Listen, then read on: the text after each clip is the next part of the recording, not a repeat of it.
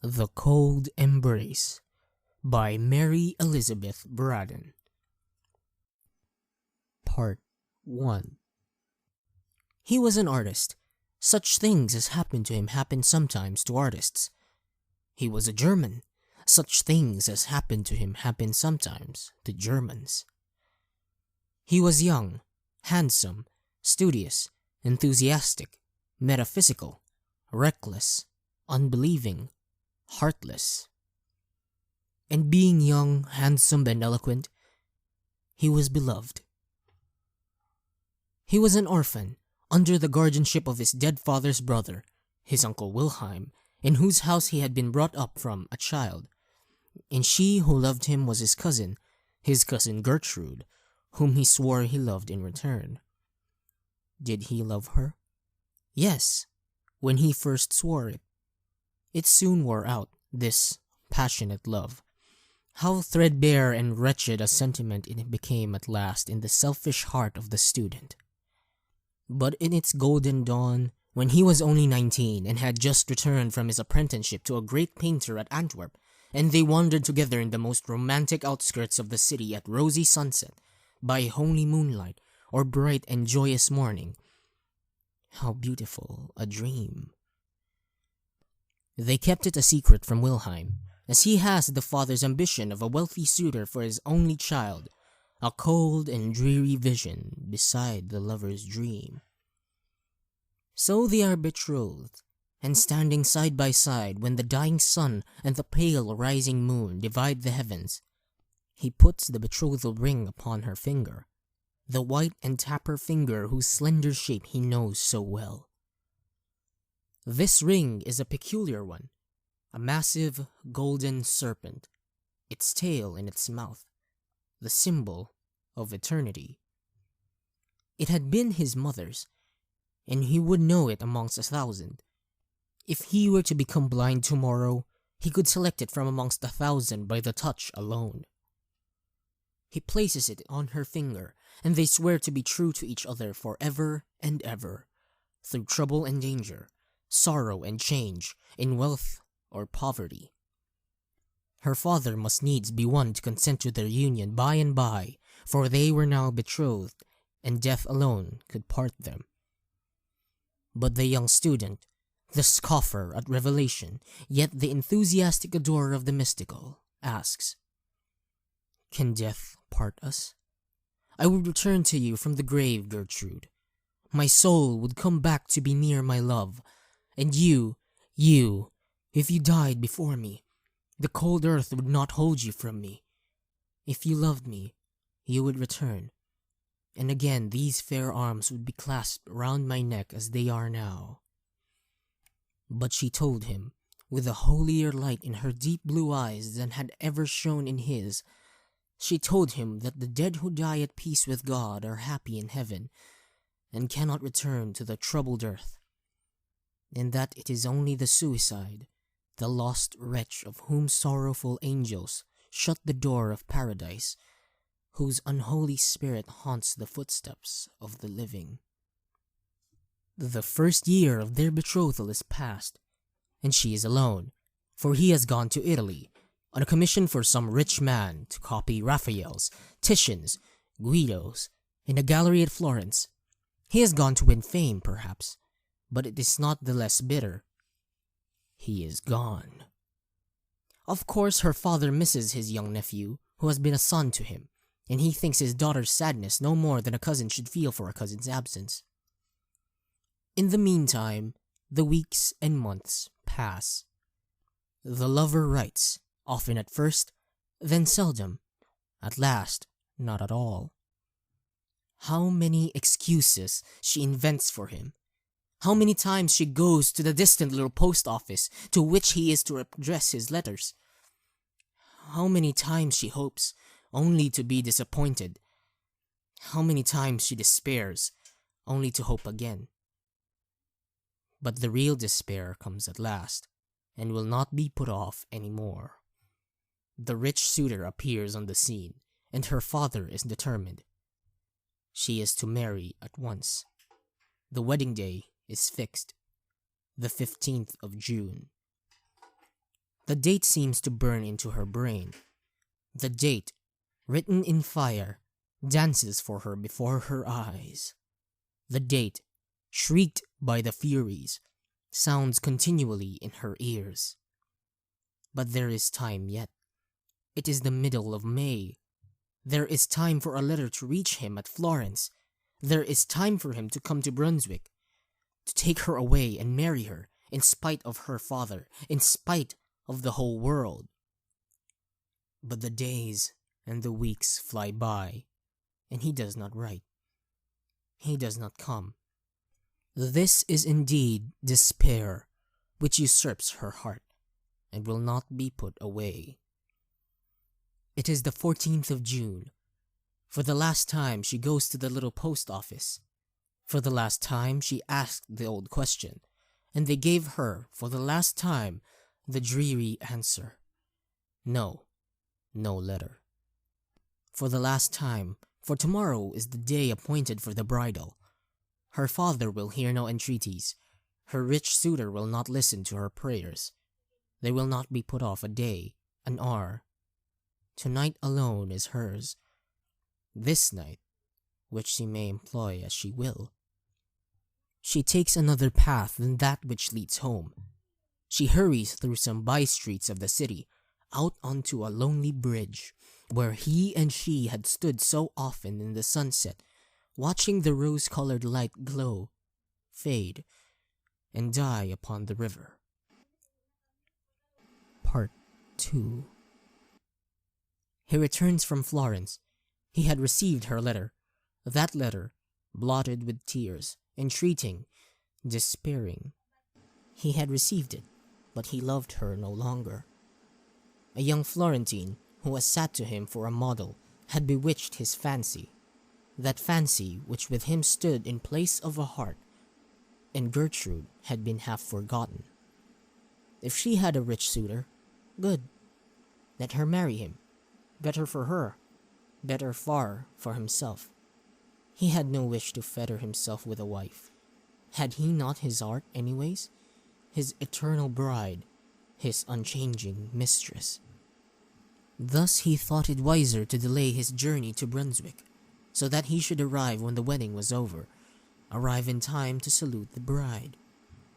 And the vows, the mystical fancies, the belief in his return, even after death, to the embrace of his beloved, oh, gone out of his life, melted away forever, those foolish dreams of his boyhood. So on the 15th of June he enters Brunswick, by that very bridge on which she stood, the stars looking down on her the night before. He strolls across the bridge and down by the water's edge, a great rough dog at his heels, and the smoke from his short meerschaum pipe curling in blue wreaths fantastically in the pure morning air. He has his sketchbook under his arm, and attracted now and then by some object that catches his artist's eye, stops to draw. A few weeds and pebbles on the river's brink, a crag on the opposite shore, a group of pollard willows in the distance.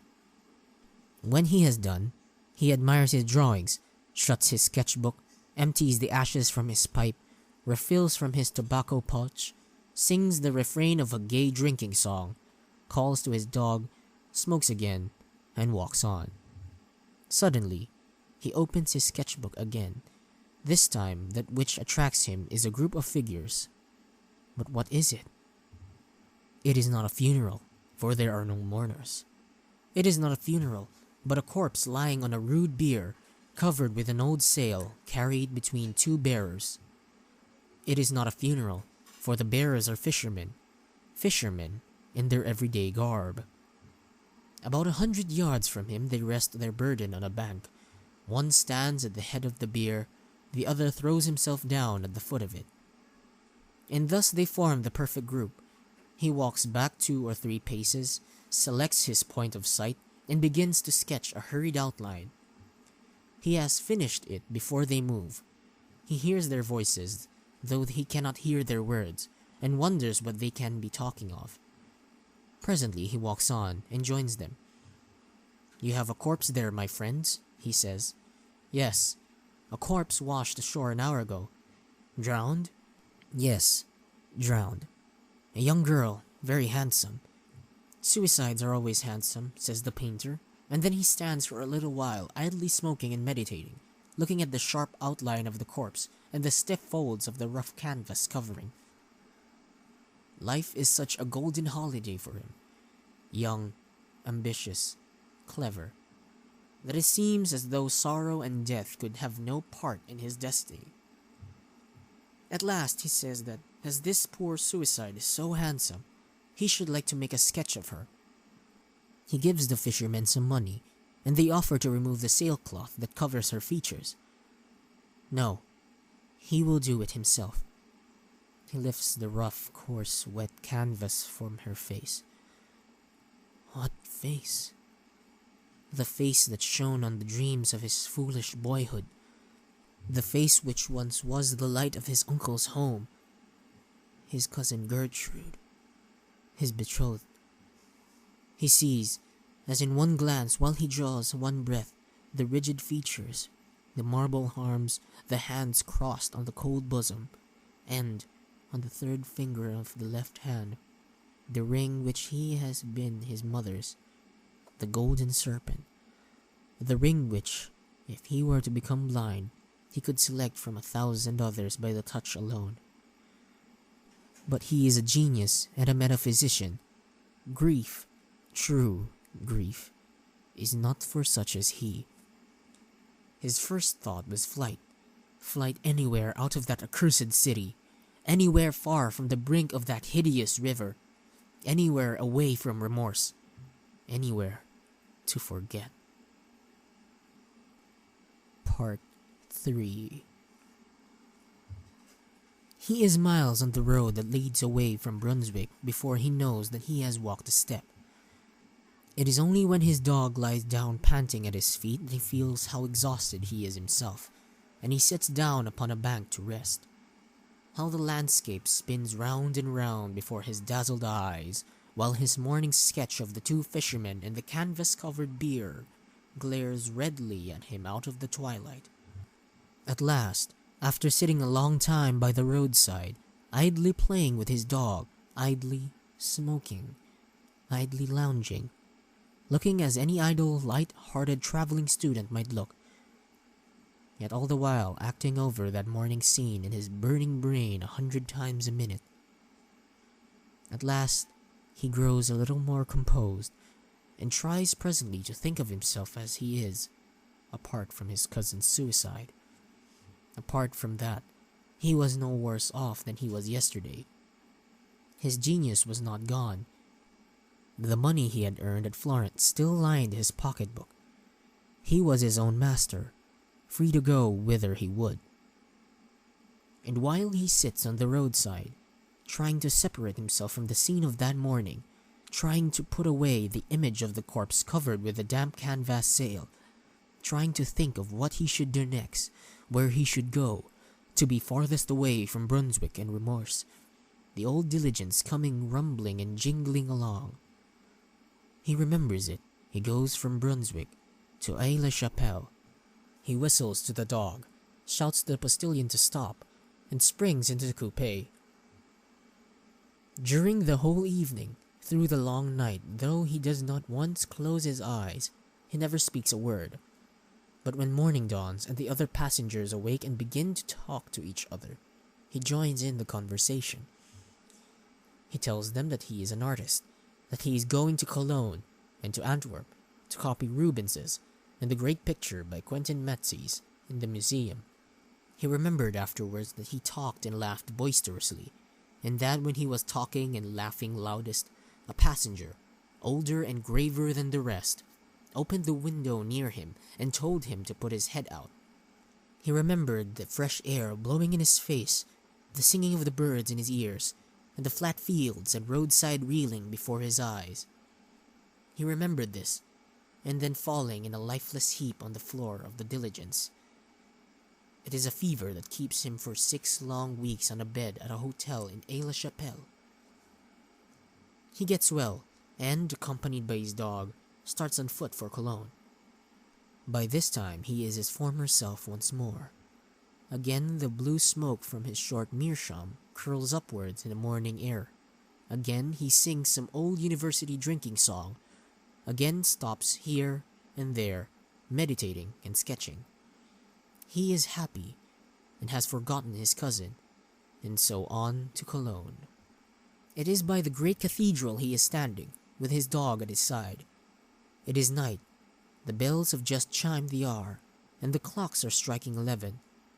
The moonlight shines full upon the magnificent pile over which the artist's eye wanders, absorbed in the beauty of form. He is not thinking of his drowned cousin, for he has forgotten her and is happy. Suddenly something from behind him, puts two cold arms round his neck and clasps its hands on his breast. And yet there is no one behind him, for on the flags bathed in the broad moonlight there are only two shadows, his own and his dog's. He turns quickly round.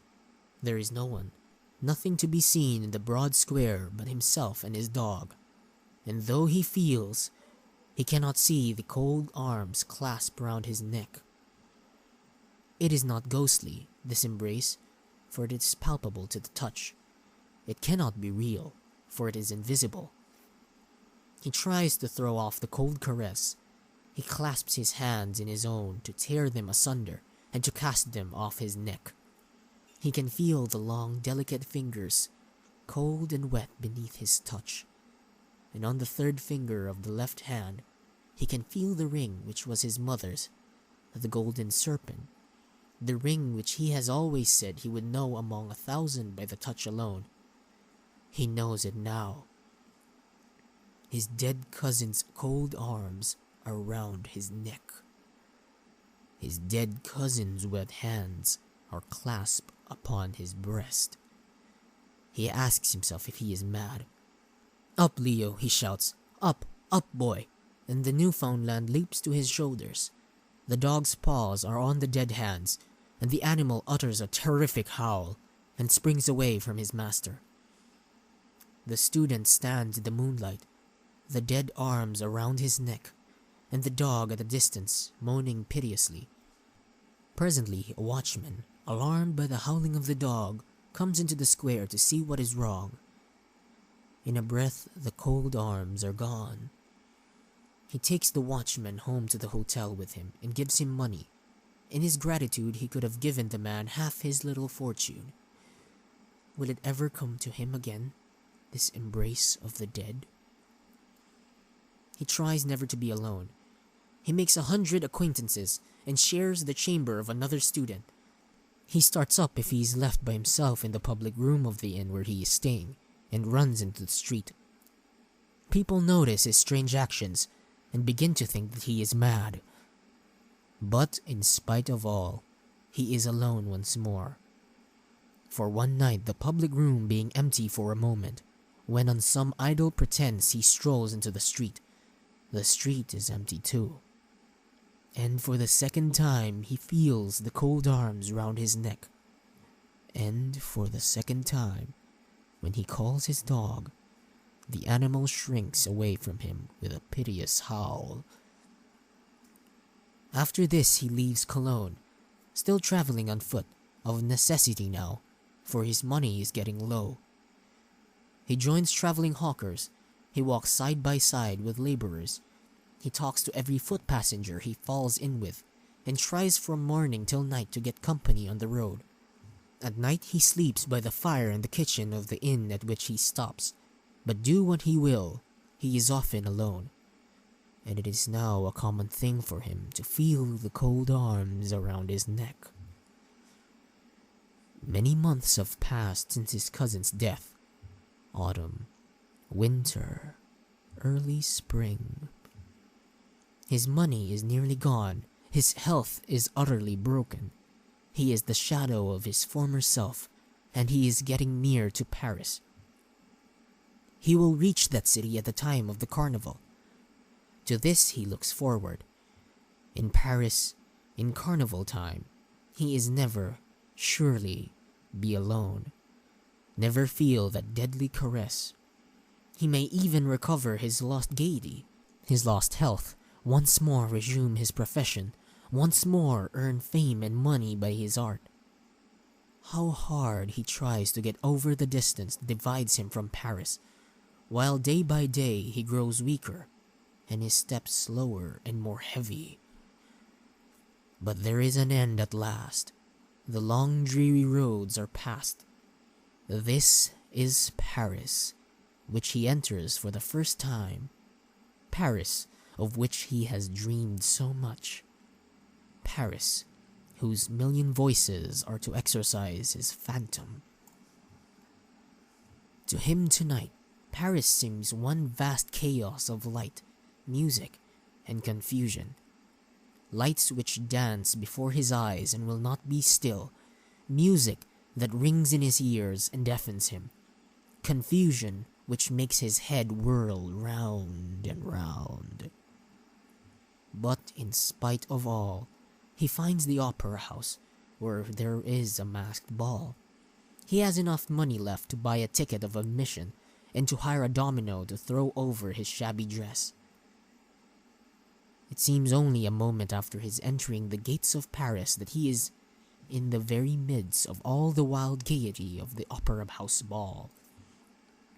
No more darkness, no more loneliness, but a mad crowd shouting and dancing, and the lovely débardeuses hanging on his arm.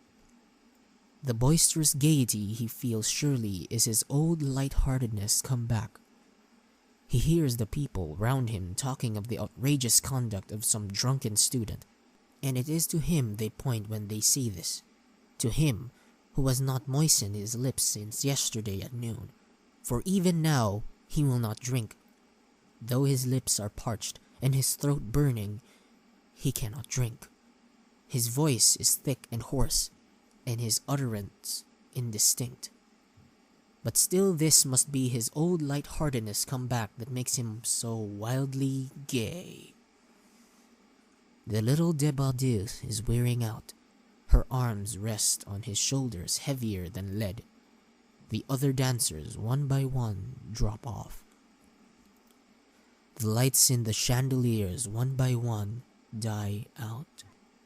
The decorations look pale and shadowy in that dim light which is neither night nor day. A faint glimmer from the dying lamps, a pale streak of cold grey light from the newborn day, creeping in through half-opened shutters. And by this light the bright-eyed débardeuse fades sadly. He looks her in the face. How the brightness of her eyes die out. Again he looks her in the face. How white that face has grown. Again, and now it is the shadow of a face alone that looks in his. Again, and they are gone. The bright eyes, the face, the shadow of the face. He is alone, alone in that vast saloon. Alone, and, in the terrible silence, he hears the echoes of his own footsteps in that dismal dance which has no music. No music but the beating of his breast. Then the cold arms are around his neck. They whirl him round.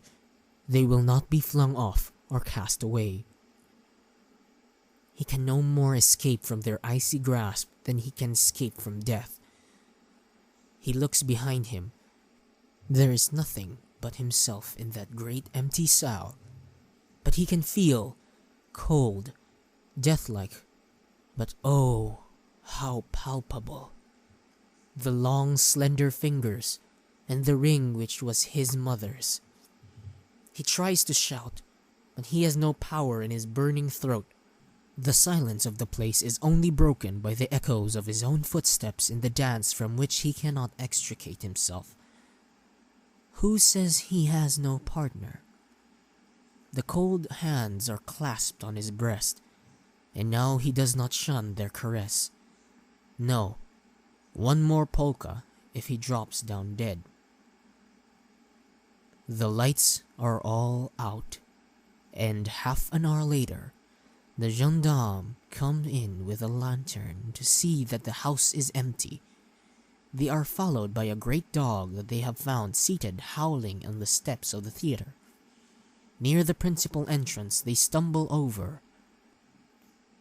the body of a student who has died